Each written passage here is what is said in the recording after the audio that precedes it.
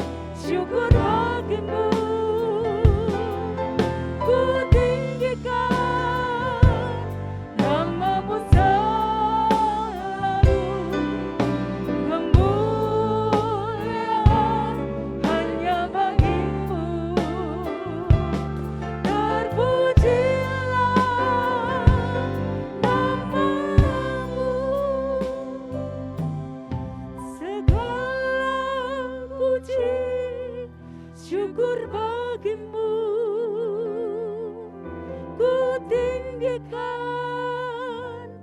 nama-Mu selalu, kemuliaan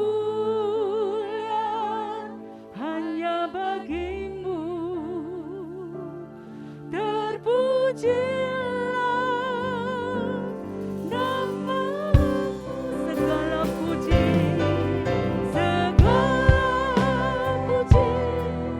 syukur bagi-Mu Yesus. Ku tinggikan nama-Mu selalu, kemuliaan hanya bagi-Mu.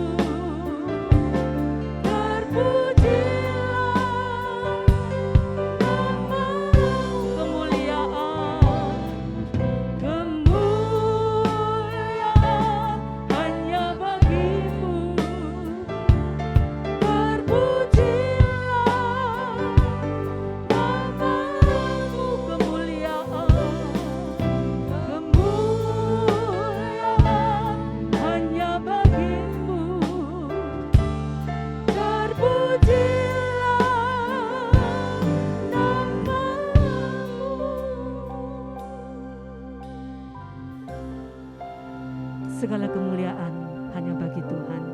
Bapak Ibu Saudara-saudari yang dikasihi Tuhan, kita bersyukur kita adalah orang-orang yang sudah dibenarkan oleh Tuhan.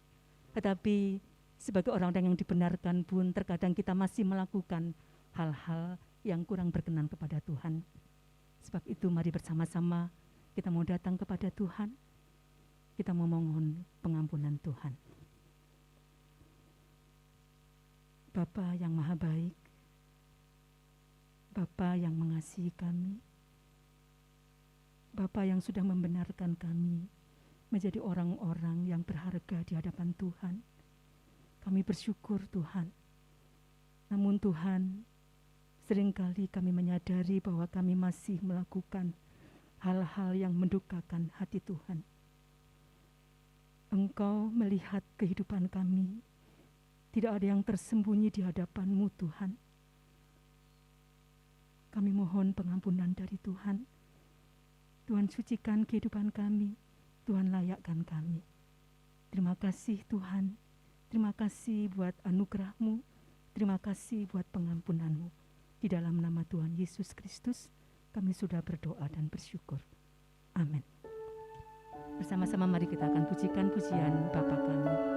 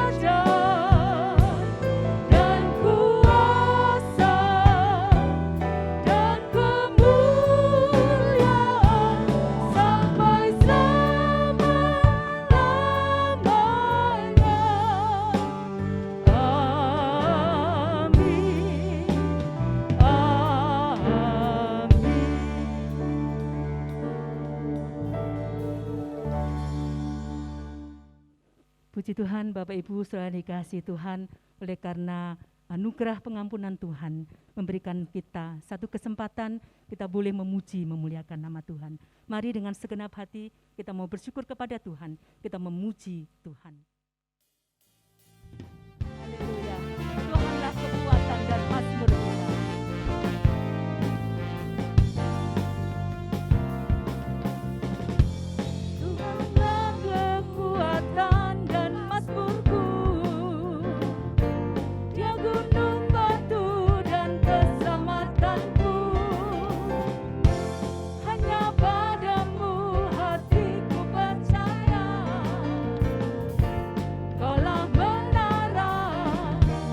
dan kota perlindungan. Ku mau selalu bersyukur sebab cintamu padaku takkan pernah berubah. Hatiku percaya walau bumi bergoncang, gunung-gunung beranjak, namun kasih setiamu tak pergi dariku. Amin. Haleluya. Tuhanlah kekuatan kita. Tuhanlah kekuatan dan mazmurku. Dia gunung batu dan keselamatanku. Hanya padamu hatiku percaya. Kaulah benaran dan kota perlindungan. Ku mau selalu bersyukur sebab cintamu padaku takkan pernah berubah. Hatiku percaya walau bumi bergoncang, gunung-gunung beranjak, namun kasih setiamu tak pergi dariku. Ku mau selalu bersyukur sebab cintamu padaku takkan pernah berubah. Hatiku percaya walau bumi bergoncang, gunung-gunung beranjak, namun kasih setiamu tak pergi dariku. Ku mau selalu bersyukur sebab cintamu padaku takkan pernah berubah. Hatiku percaya walau bumi bergoncang, gunung-gunung beranjak, namun kasih setiamu tak pergi dariku. Kasih setiamu tak pergi dariku. Kasih setiamu tak pergi dariku.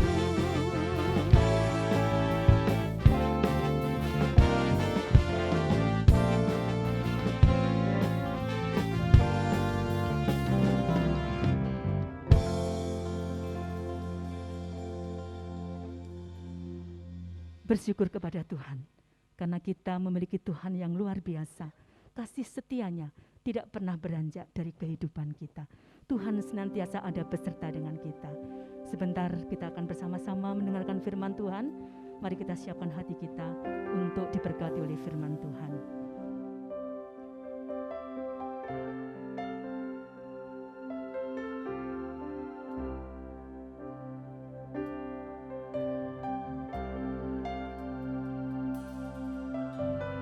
Firman-Mu berkata Kau besertaku,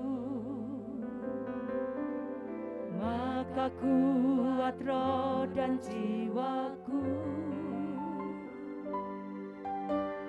Tangan-Mu Tuhan selalu ku nantikan,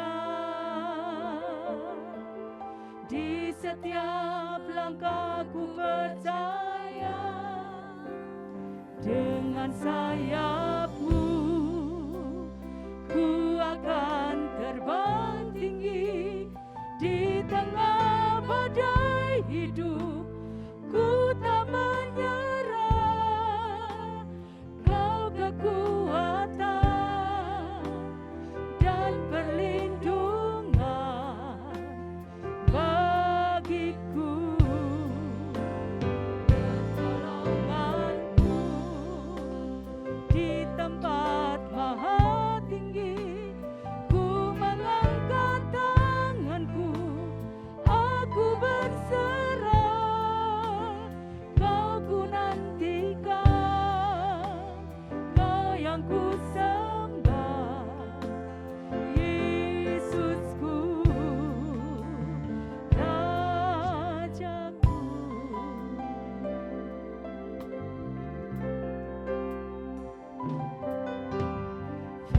Tanganmu berkata kau besertaku, maka kuat roh dan jiwaku. Tanganmu Tuhan selalu ku nantikan, di setiap langkahku percaya. Dengan sayapmu ku akan terbang tinggi, di tengah badai hidup ku tak menyerah. Kau kekuatan dan perlindungan bagiku, pertolonganmu di tempat maha tinggi.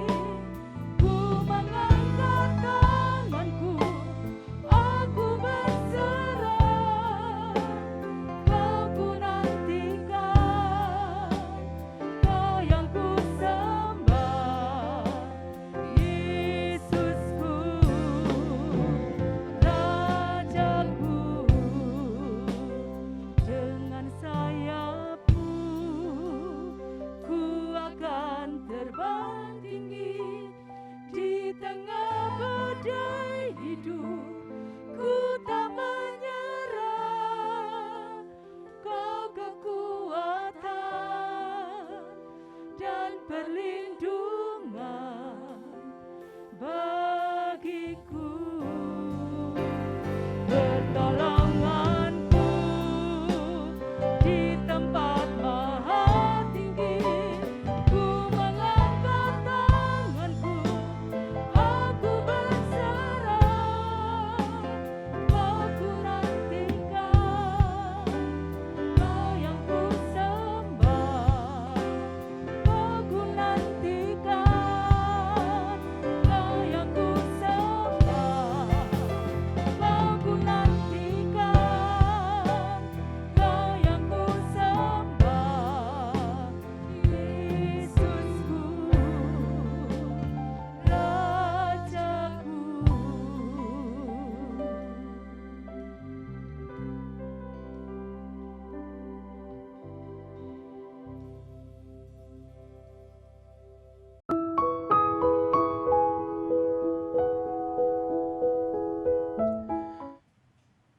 Jemaat yang disayang oleh Tuhan, Shalom. Tuhan sungguh baik. Walaupun jemaat tidak bisa beribadah di gedung gereja, tetapi Tuhan tetap sayang, tidak pernah kehabisan cara untuk bisa menyapa jemaat. Dan pada hari ini Tuhan mau menyapa jemaat lewat firman-Nya yang berjudul Ketika Badai Menerpa. Ketika badai menerpa. Adapun ayat firman Tuhannya diambil dari Markus pasal yang keempat, ayat 35 sampai 41. Markus pasalnya yang keempat, ayat yang ke-35 sampai 41. Saya akan membacakan buat jemaat, demikianlah firman Tuhan. Pada hari itu, waktu hari sudah petang, Yesus berkata kepada mereka, "Marilah kita bertolak ke seberang."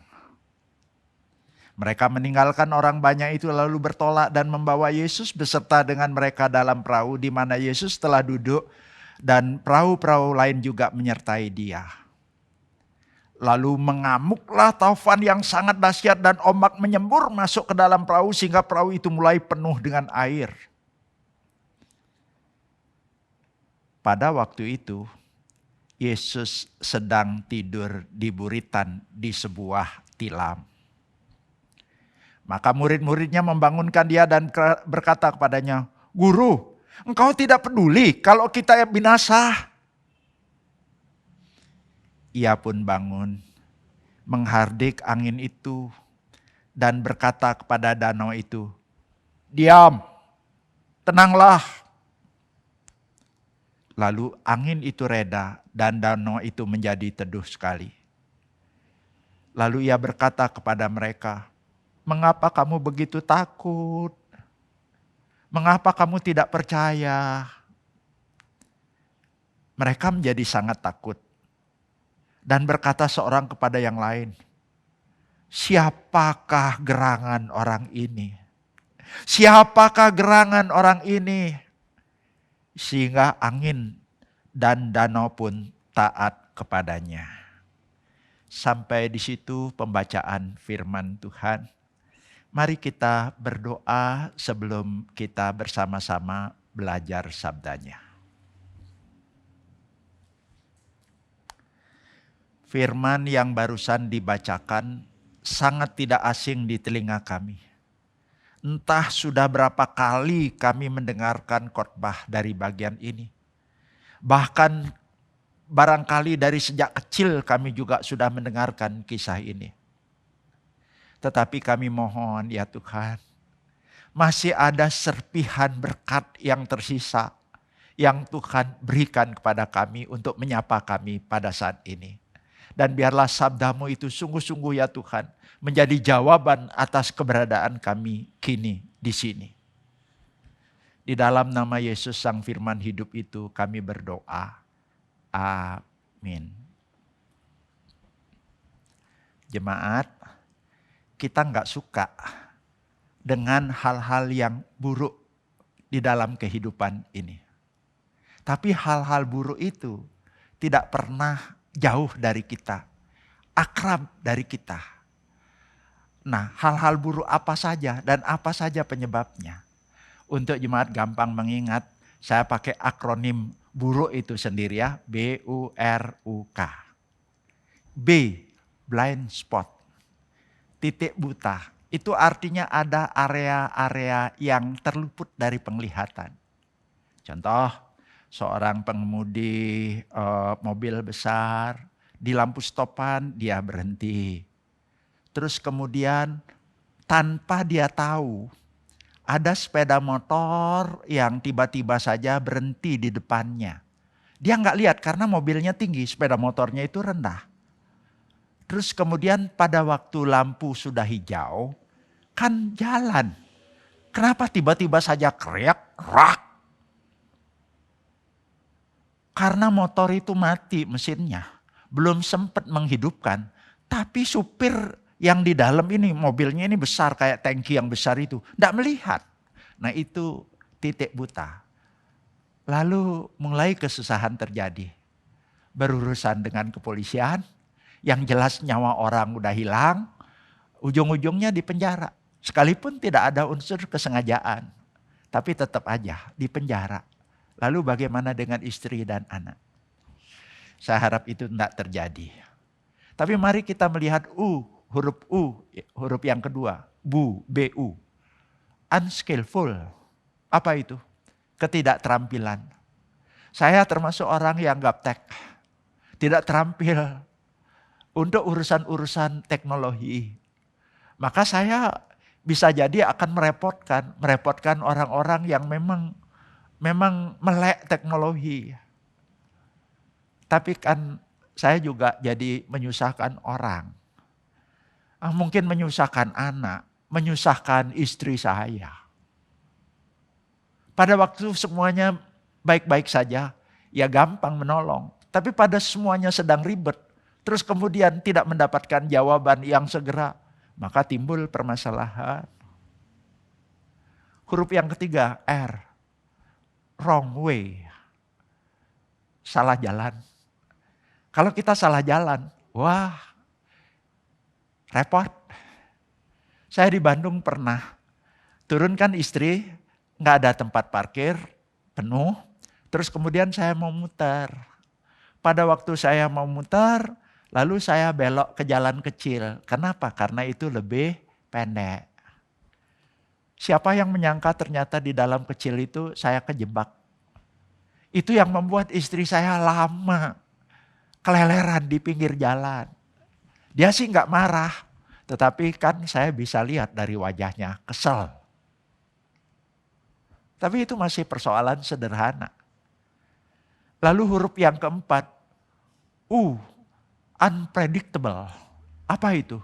Ada kejadian yang tiba-tiba, yang tidak diharapkan, yang tidak diprediksi, muncul. Dan itu bisa bikin puyeng.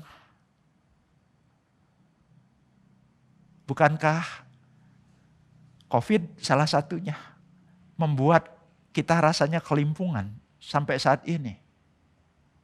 Lalu yang berikutnya lagi huruf K. K itu dari killing, itu membunuh. Bisa jadi membunuh nyawa, kita tidak lakukan itu. Tetapi juga ada pembunuhan karakter, bukan? Lewat apa? Lewat kata-kata kita. Kita marah-marah begitu rupa di rumah sehingga seisi rumah kita kehilangan ketentramannya. Pembunuhan karakter lewat apa? Lewat tulisan kita. Nah, coba lihat sekarang banyak sekali tulisan-tulisan itu berita-berita yang bohong, berita-berita fitnah, tapi menimbulkan apa? Menimbulkan kecurigaan, menimbulkan panas, lalu menjadi bola salju, bisa menimbulkan kehebohan yang lebih besar. Nah, ada begitu banyak hal yang bisa membuat hidup ini betul-betul susah. Ada hal-hal buruk yang kita tidak harapkan, itu benar-benar terjadi. Dalam perikop yang tadi saya bacakan buat jemaat, itu dikisahkan Yesus mengajak murid-muridnya, mari kita menyeberang. Menyeberang dari mana ke mana? Kalau perhatikan konteks ayatnya, menyeberang ini berbicara tentang di Danau Galilea, ya. Menyeberang dari kota Kapernaum ke kota Gerasa. Jemaat bingung ya, di mana Kapernaum itu? Udah gini aja, anggap aja danaunya bulat. Terus di mana letak Kapernaum itu? Letak Kapernaum itu adalah di barat laut. Loh, di mana barat laut itu? Nggak ngerti timur, barat, utara, selatan. Udah kalau ngelihat jam, coba lihat angkanya antara angka 10 sampai 11. Nah, itu barat laut. Lalu ke Gerasa. Gerasa itu tenggara. Tenggara itu di mana? Udah, ingat lagi arah jarum jam. Antara angka 4 dan 5. Nah, itu dia. Itu menyeberang dari barat laut, dari kota Kapernaum, terus kemudian menyeberang ke Gerasa atau Gadara. Tapi siapa yang menyangka ada angin taufan yang sangat dahsyat dibilang seperti itu. Nah, saya sendiri tidak perlu menjelaskan latar belakangnya, anginnya itu dari mana dan bagaimana kok sampai ada. Saya yakin jemaat sudah pernah mendengarkan itu. Nah, sekarang pelayaran itu ada murid-murid, Yesus juga ada di dalam perahu itu. Tiba-tiba ada badai yang menerpa. Ada badai yang begitu kuat, sangat dahsyat menerpa. Dikatakan sampai ombak itu masuk ke dalam kapal. Apa yang bisa kita pelajari dari sini jemaat? Meski kita sudah percaya Yesus, meski kita sudah menerima Yesus sebagai juru selamat, meski kita sudah jadi orang Kristen, meski kita sudah taat, patuh sama seperti murid-murid tidak tawar-menawar tadi, patuh, berangkat. Kita sudah patuh, kita sudah taat. Itu tidak pernah menjamin di dalam kehidupan ini kita bebas dari badai. Ada begitu banyak badai yang bisa terjadi. Unpredictable. Yang kita tidak suka dan kita tidak mau. Contohnya, tadi saya sudah sempat singgung. COVID. Sudah 1,5 tahun. Sampai sekarang. Masih belum ada tanda-tanda mereda. Bahkan yang ada kian mengganas. Melebihi yang di India bukan. Menakutkan buat kita. Badai yang lainnya itu, yang menyertai itu adalah badai ekonomi. Apa itu? Ada perusahaan-perusahaan yang sudah mulai kelimpungan. Terus kemudian karyawannya itu ada yang diberhentikan. Ada yang kerjanya hanya dalam 1 minggu beberapa hari saja. Terus dipotong gaji dan lain sebagainya. Ada juga orang yang betul-betul di PHK. Bukan hanya 1 orang, 2 orang di dalam 1 rumah itu di PHK. Sementara sudah berhenti menerima gaji. Tapi ada bayar kewajiban-kewajiban yang tidak pernah berhenti. Bayar cicilan rumah, bayar cicilan mobil, bayar uang sekolah anak-anak. Dapur tetap harus berasap. Semuanya itu harus diselesaikan. Tetap jalan, tidak pernah berhenti. Badai yang lainnya lagi. Ada hal yang menakutkan. Kalau udah sakit, ternyata banyak yang meninggal, bukan? Badai kematian. Kita takut, walaupun kita tahu setelah meninggal ini akan pergi kemana kita tahu. Tapi kita merasa kematian itu rasanya datang pada waktu yang belum kita mau. Itu betul-betul menakutkan, mengerikan. Belum ditambah lagi kehebohan-kehebohan yang sekarang terjadi di masyarakat. Ini akan bagaimana ke depannya, kita tidak tahu. Tapi kita ketir, kita takut, kita kecut.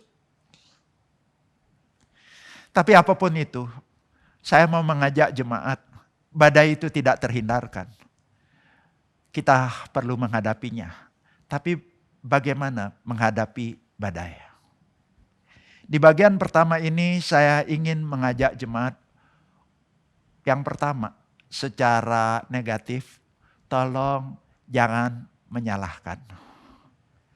Tadi dikatakan murid-murid membangunkan Yesus dengan kata-kata, "Guru, engkau tidak peduli kita ini binasa."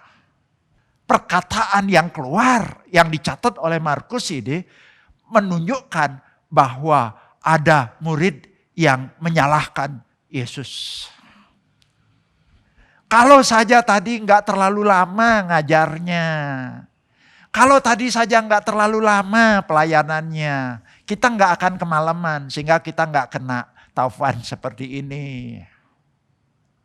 Kalau saja sudah kemalaman kita nggak berangkat nginep lagi 1 malam, ya kita nggak akan seperti ini.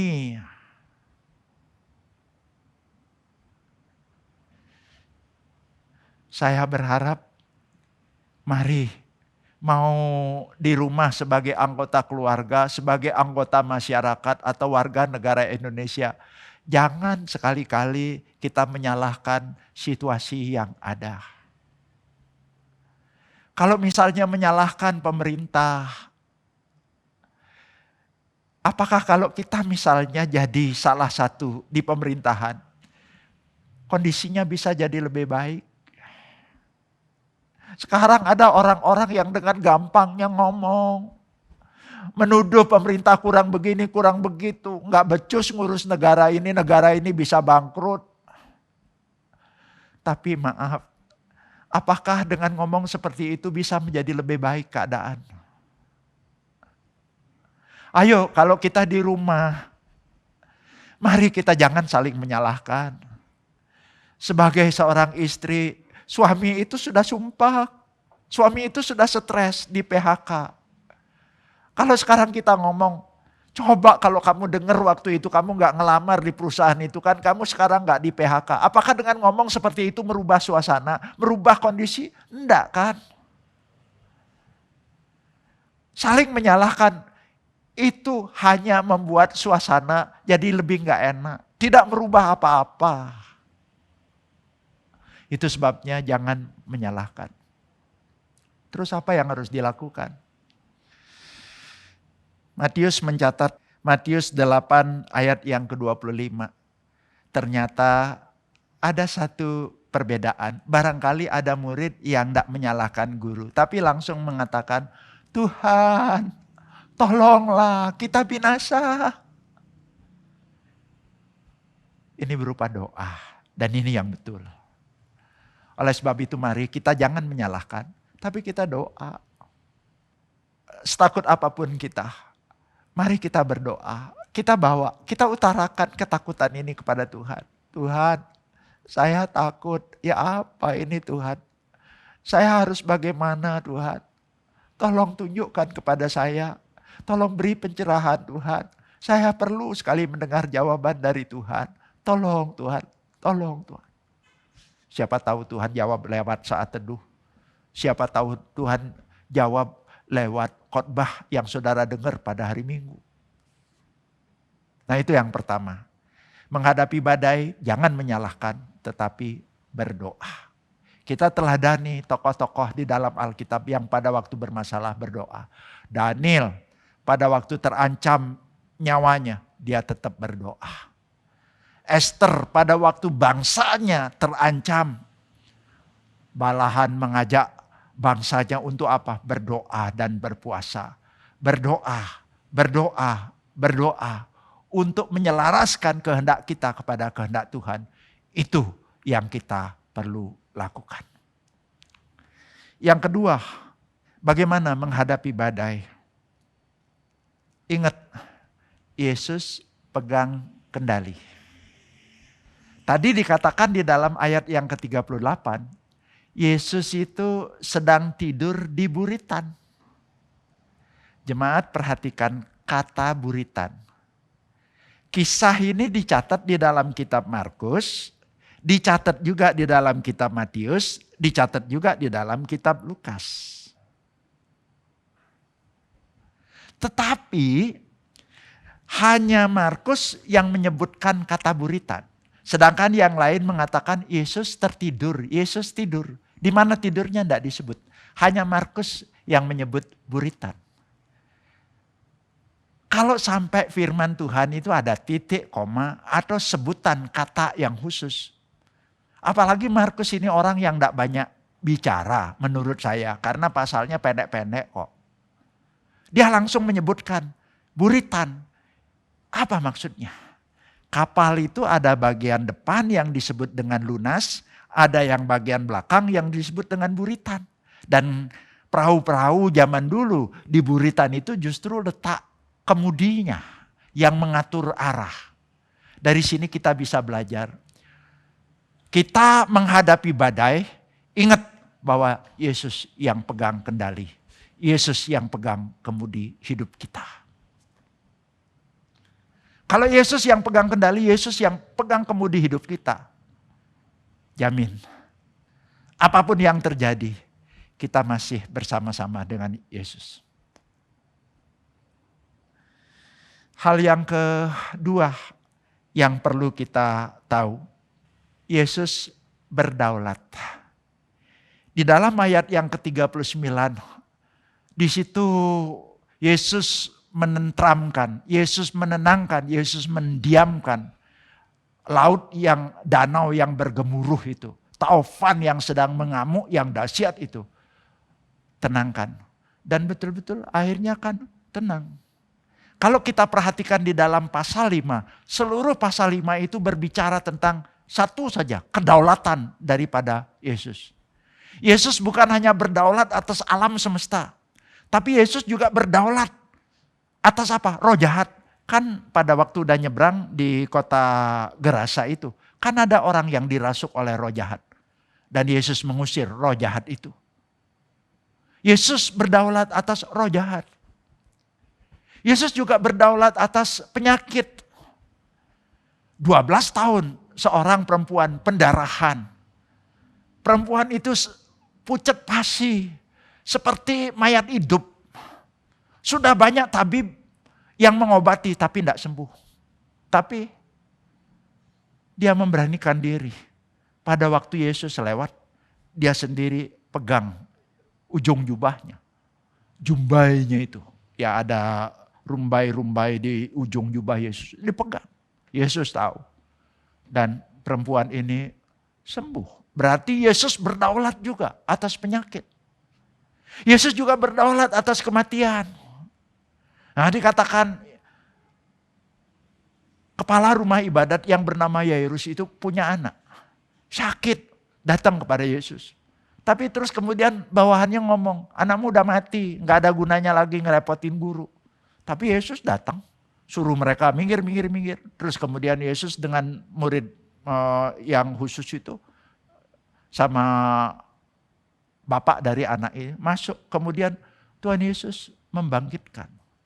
Nah, dari sini, ayo kalau kita menghadapi badai di dalam kehidupan ini, ingat dua hal. Yang pertama, ingat bahwa Yesus itu ada di buritan. Yesus itu pegang kendali hidup kita. Yang kedua, ingat Yesus itu berdaulat atas alam, berdaulat atas roh jahat, berdaulat atas penyakit, berdaulat atas kematian. Nah, hal yang berikutnya lagi, menghadapi badai bagian yang ketiga, kita perlu memperhatikan apa yang Yesus lakukan.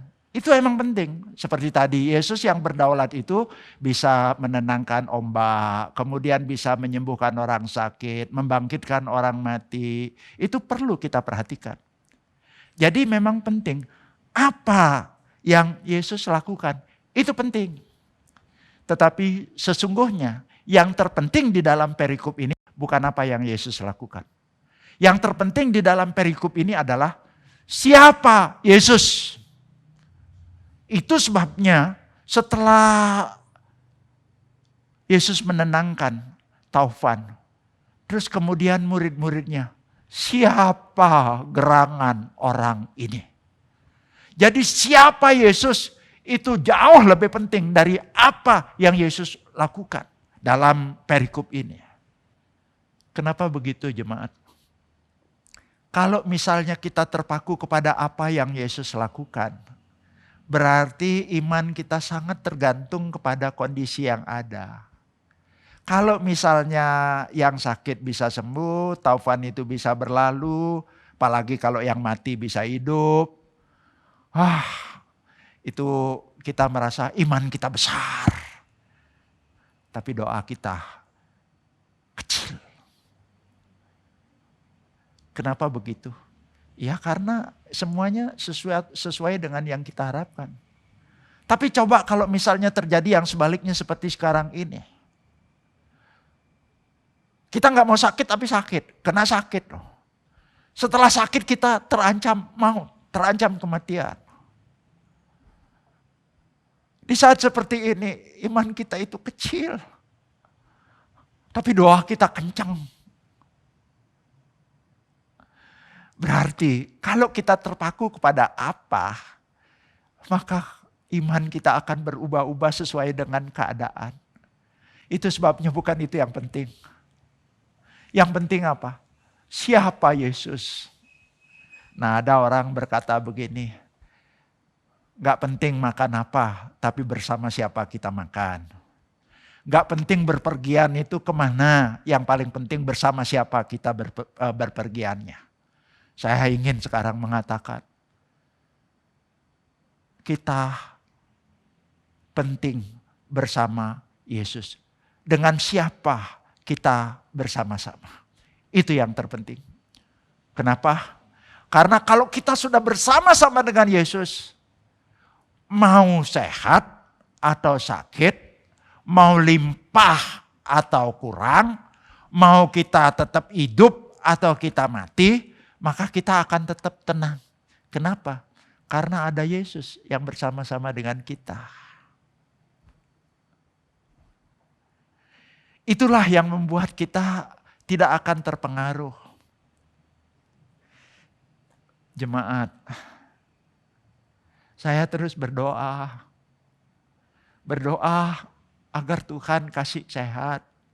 Bukan hanya buat saya doa buat keluarga saya, buat mama saya, mertua saya, buat teman-teman, buat saudara seiman. Saya berdoa. Tapi ada doa yang tidak dikabulkan. Toh ada juga orang-orang yang saya doakan sakit. Setelah sakit saya juga tetap berdoa. Berdoa minta kesembuhan.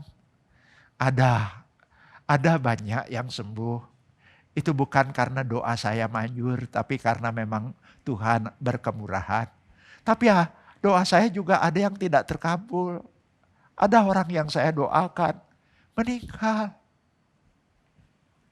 dalam 1 minggu ini, ada orang-orang yang saya doakan itu meninggal.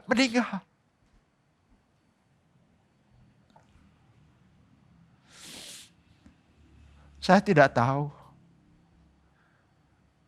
bagaimana perasaan saudara. Tapi saya ingin mengajak, ayo kalau kita bersama-sama dengan Yesus ya, kita akan tenang. Kalau kita sehat, kita bersyukur. Kita jaga kesehatan. Kalau Tuhan izinkan sakit, kita minta sembuh.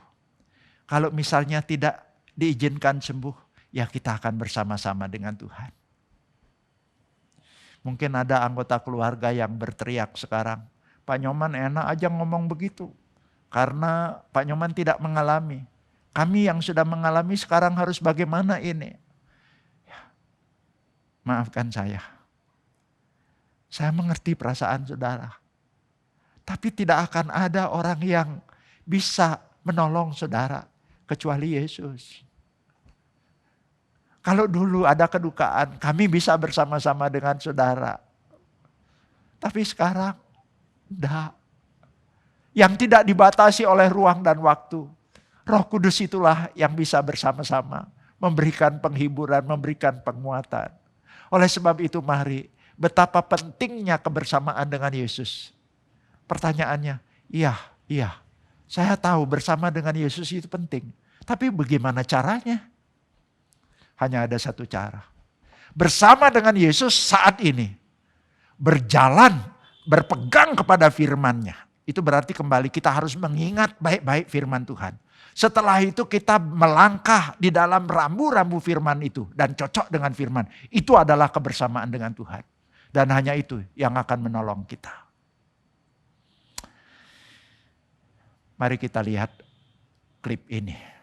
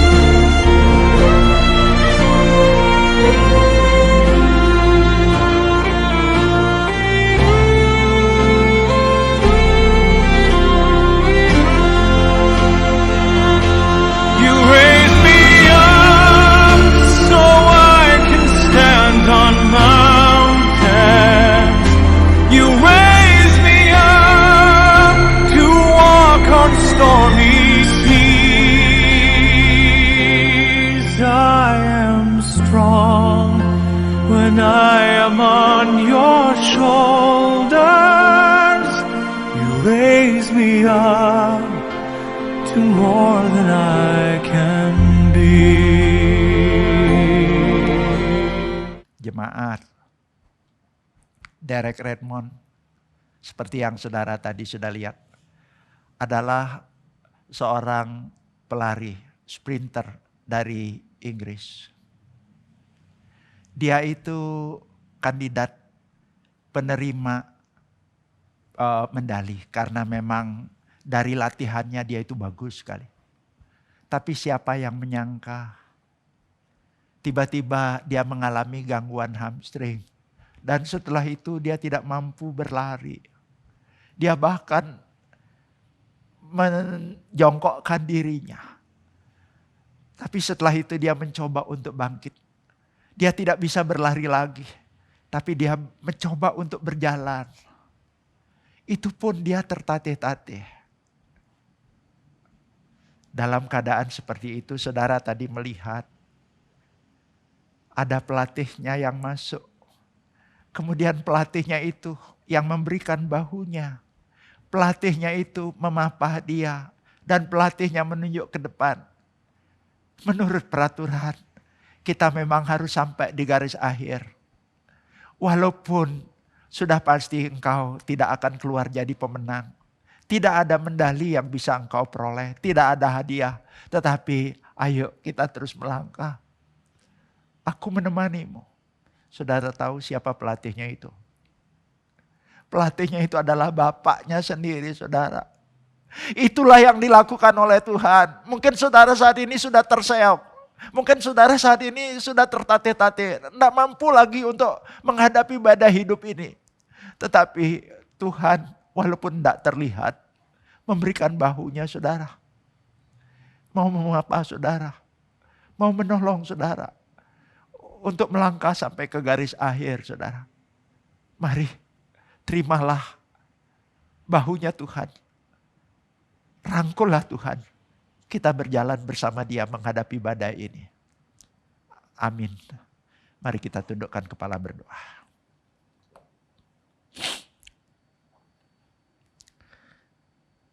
Sabdamu sudah kami dengarkan ya Tuhan. Kami akui tidak mudah untuk mempraktekkannya. Kami mohon Roh Kudus tolonglah.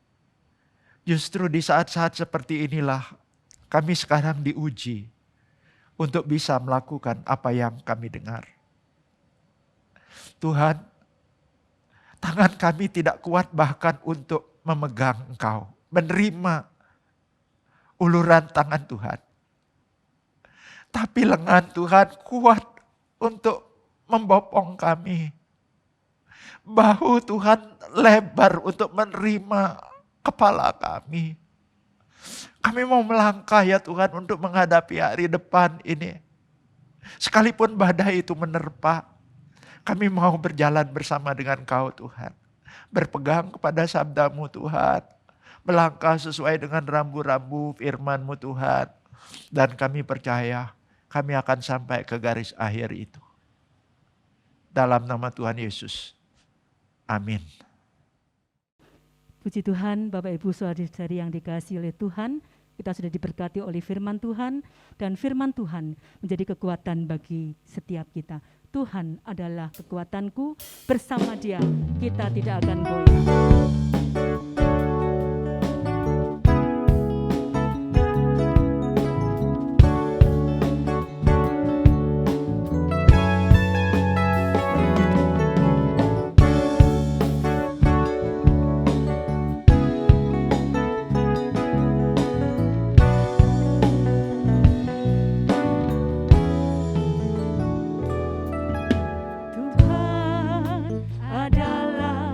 Kekuatanmu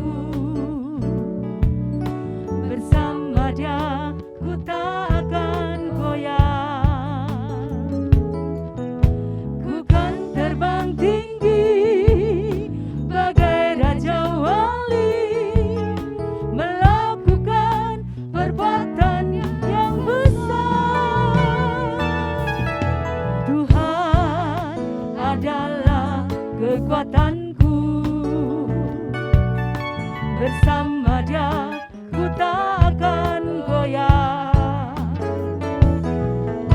Ku kan terbang tinggi bagai raja wali, melakukan perbuatan yang besar. Ku kan terbang tinggi bagai raja wali dan melayang tinggi dalam kemuliaannya. Biar bumi bergoncang dan badai menerpa, ku kan terbang tinggi bersama Dia. Ku kan terbang tinggi bagai raja wali dan melayang tinggi dalam kemuliaannya. Biar bumi bergoncang dan badai menerpa, ku kan terbang tinggi bersama Dia. Ku kan terbang tinggi bersama Dia. Ku kan terbang tinggi bersama Dia.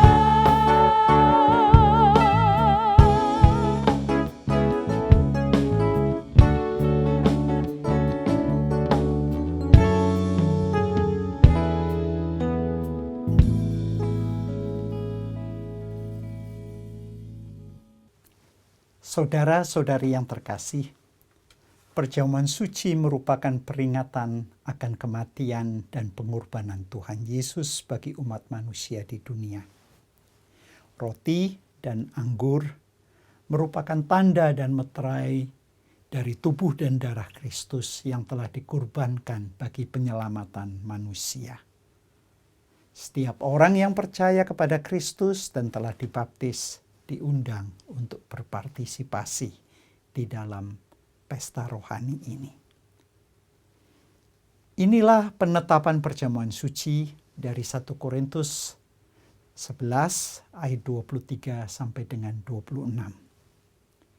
Sebab apa yang telah kuteruskan kepadamu telah aku terima dari Tuhan, yaitu bahwa Tuhan Yesus pada malam waktu Ia diserahkan mengambil roti, dan sesudah itu Ia mengucap syukur atasnya. Ia memecah-mecahkannya dan berkata, "Inilah tubuhku yang diserahkan bagi kamu. Perbuatlah ini menjadi peringatan akan aku."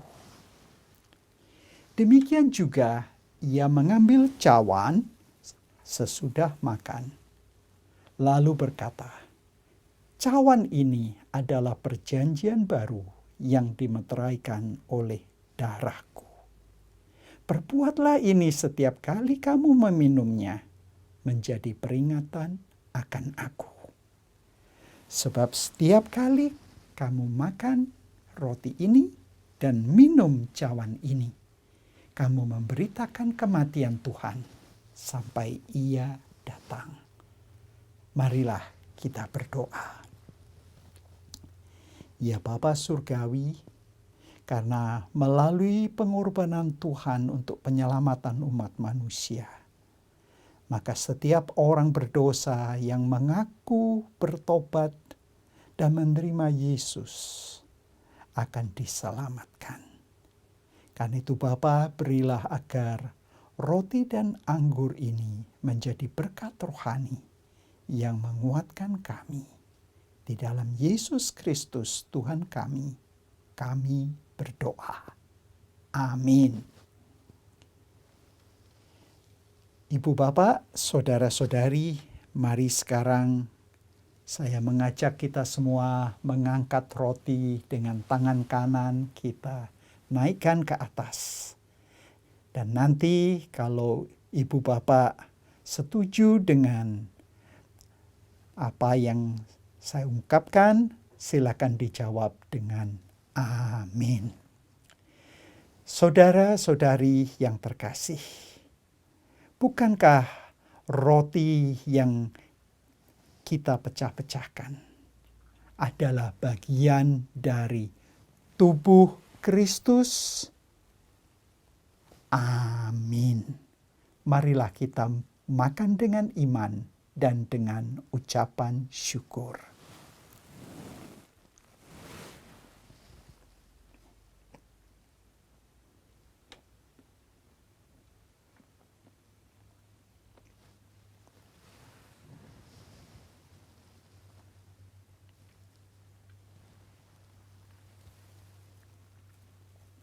Mari sekarang jemaat diundang untuk mengangkat cawan.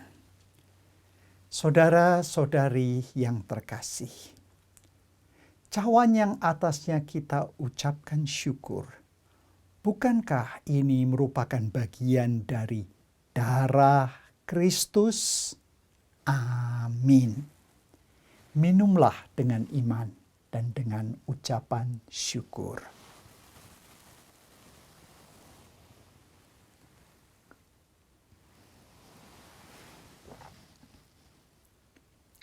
Ibu, bapak, saudara-saudari yang mengucap syukur boleh dinyatakan dengan mengangkat kedua tangan ke atas. Marilah kita berdoa.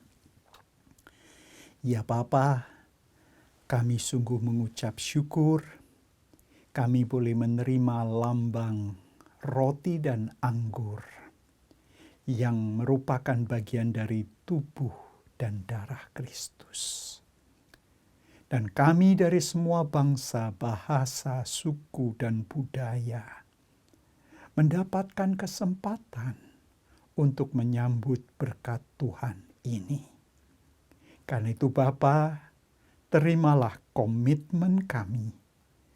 Kami berjanji dan bertekad untuk mengabdi kepada Tuhan, beribadah dan melayani Tuhan, sampai nafas kami yang terakhir, seperti Tuhan Yesus setia melayani kami sampai titik darah yang terakhir. Amin. Pengumuman GBT Kristus Pelepas Malang. Dalam upaya mencegah penyebaran COVID-19, ibadah umum minggu pagi ataupun sore, juga ibadah tengah minggu akan dilayani secara online. Berikut adalah jadwal ibadah tengah minggu. Adapun tautan untuk mengakses ibadah-ibadah tersebut akan diumumkan di grup pengumuman GBTKP setiap hari. Perjamuan suci akan dilayani secara online setiap minggu secara bergantian pagi dan sore. Mewakili segenap jemaat dan pelayan GBT Kristus Pelepas Malang, kami segenap tim gembala dan pengurus GBT Kristus Pelepas Malang mengucapkan bela sungkawa atas berpulangnya saudara dan saudari kami yang terkasih ke rumah Bapa. Kami berdoa kiranya Tuhan memberikan penghiburan kepada segenap keluarga yang ditinggalkan. Mewakili segenap jemaat, tim gembala dan pengurus GBT Kristus Pelepas Malang, kami mengucapkan terima kasih atas pelayanan Bapak Yeskiel Abdi Sabda, mahasiswa praktek dari saat selama 2 bulan di GBT Kristus Pelepas Malang. Tidak lupa kita juga mendukung bantuan doa bagi jemaat Tuhan, baik yang mengalami kelemahan tubuh ataupun sudah lanjut usia. Kiranya Tuhan menolong.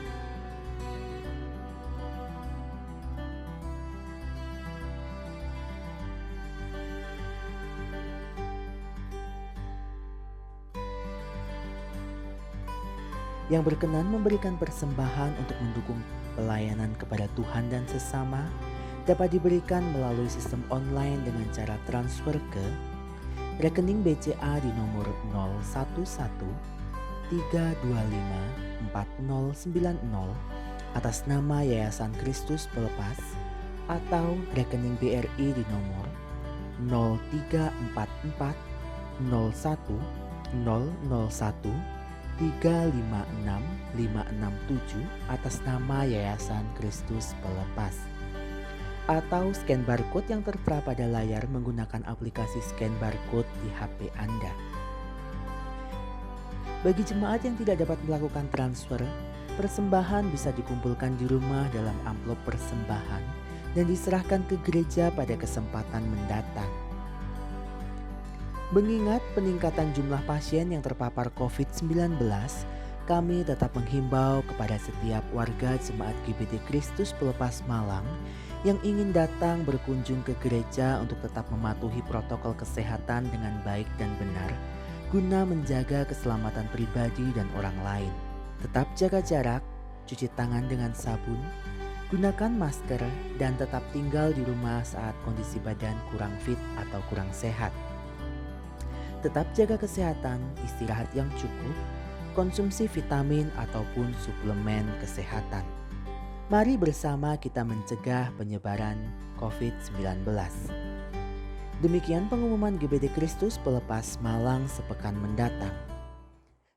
Ibu bapak, saudara-saudara yang terkasih, marilah kita mengakhiri ibadah ini dengan doa.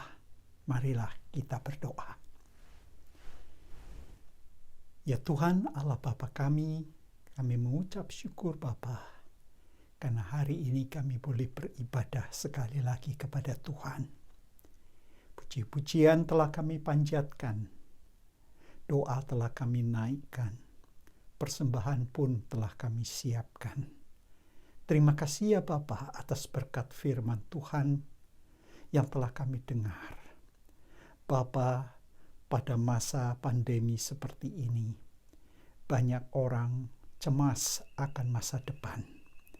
Tetapi Tuhan telah memberikan firman-Mu yang hidup, yang menguatkan kami, yang mengingatkan kami bahwa dalam segala keadaan kami harus tetap memandang kepada Tuhan.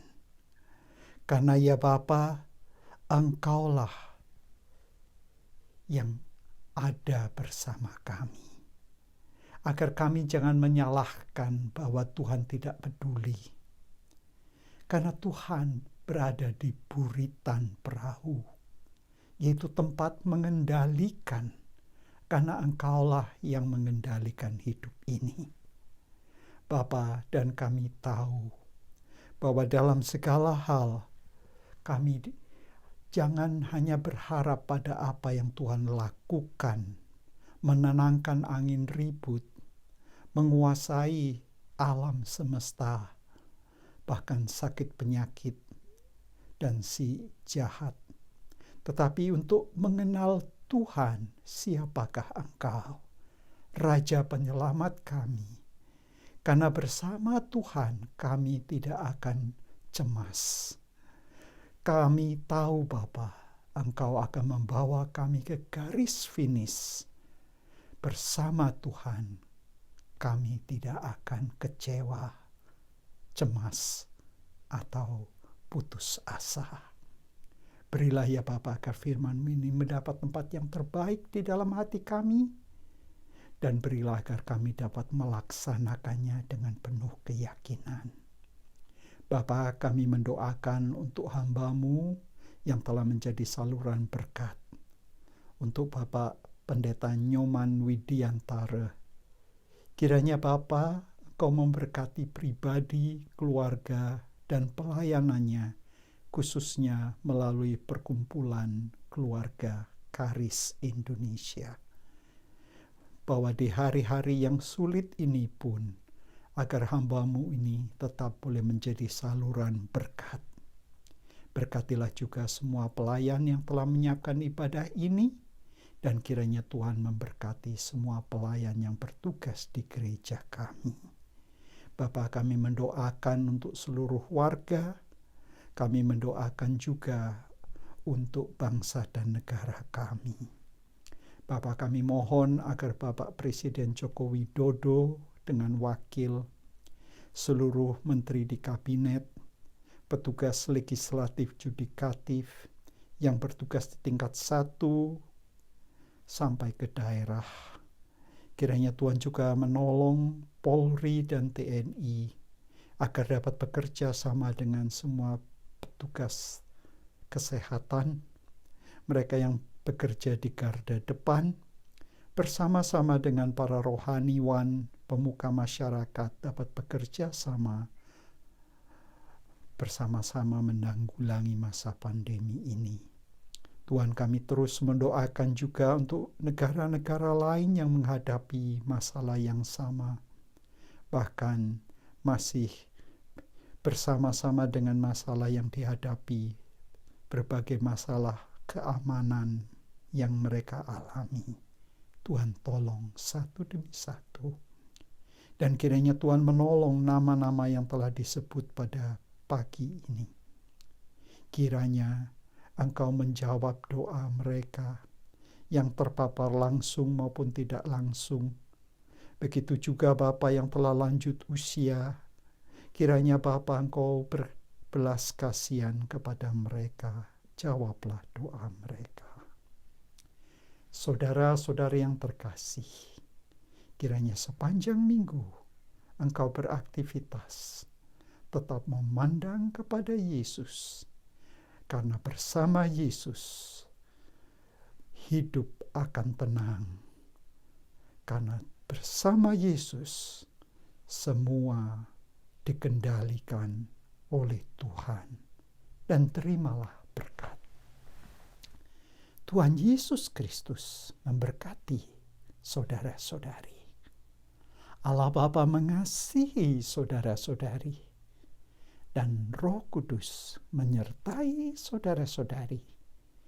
Mulai hari ini sampai Tuhan Yesus datang kembali. Amin.